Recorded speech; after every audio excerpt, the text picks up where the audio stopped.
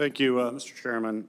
Mr. Percival, on April 4th, the DHS announced that it was permanently canceling the Building Resilient Infrastructure and Communities, or BRIC program. It included canceling funding for projects that are actually currently in progress, just basically pulled the plug from them.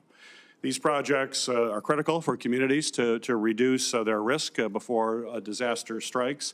As a result, we have a tornado shelter, for example, in Salem Township, Michigan, that may not be finished. Construction's begun, but it's being just pulled out, which doesn't seem really thoughtful use of taxpayer dollars to do it halfway and then pull out and stop a project. And then if you look at resilience projects generally, they tend to save taxpayer money. To build it stronger up front is a lot cheaper than fixing it later.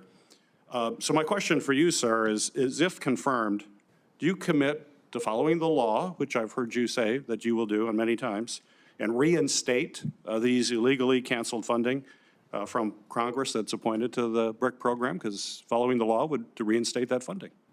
Well, thank you for the question, Senator, and I know we've talked about this before. So I haven't been super involved in that in my role as senior counselor, but I would respectfully push back on the suggestion that DHS has violated the law. I have a general understanding of the Impoundment Act and the various options that DHS has. If confirmed, I'd be happy to dig into that for you, but I don't have the same understanding that you do that DHS has violated the law. Do you believe that appropriations by Congress are law? Yes, Senator, I do. My understanding of the Impoundment Act is when you have an appropriation and a new administration comes in, if they want to revisit programs and change them within the scope of the existing appropriation, they have the right to do that. They can also, in some circumstances, do a reprogramming. And then the third option is to follow the procedures of the Impoundment Act that I'm sure you're aware of. So those are sort of the three options. That's my understanding. But just canceling outright is not following the law. That would depend, Senator, on whether there is some other plan to obligate those funds within the scope of the appropriation within the relevant fiscal year. I'm not aware of any. That's just to basically pull in the plug on all these projects. It's very clear, Congress, we pass law. Appropriations are laws, and the president has to faithfully execute the laws of the land, and that's not happening. So again, Senator, my understanding is that DHS is following applicable laws, and if confirmed, that's what I would do. Mr. Rhodes, reports indicate that agencies across the federal government have procured Planeteer's technology to create a master database of Americans' personal data. I'm certainly alarmed by these reports to have the master database. I would suspect the chairman would be concerned about that as well. The potential disregard for the law, as well as the privacy and civil liberties of Americans to have this large database. My question for you is, do you think it's appropriate for the federal government to purchase technology for the purpose of consolidating massive data about Americans?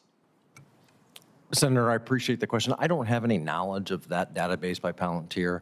I would have to look into that.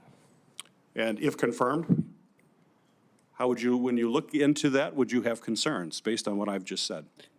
If confirmed, again, I would take a look into that, and like my colleagues, I would follow all the laws that are applicable, but I would have to take a look. Another question for you. Companies of current and former DOGE members have received hundreds of millions of dollars in federal contracts. However, agencies have refused to share information about these individuals and their particular involvement in the federal procurement and acquisition process. This certainly leaves open the potential for fraud, waste, abuse. My question for you is, if confirmed, will you commit to reviewing and providing this committee information about DOGE's involvement specifically in federal procurement? Senator, thank you for the question. If confirmed, I will follow all conflict of interest regulations and laws I've followed in my entire time in the military, and if confirmed, I will do the same. Well, specifically, what steps will you take to increase transparency into the acquisition process? Senator, I appreciate that question. I'm a transparent and direct individual, and so I believe that as we do contracts in federal procurement, those should be available to the public. What steps would you take specifically?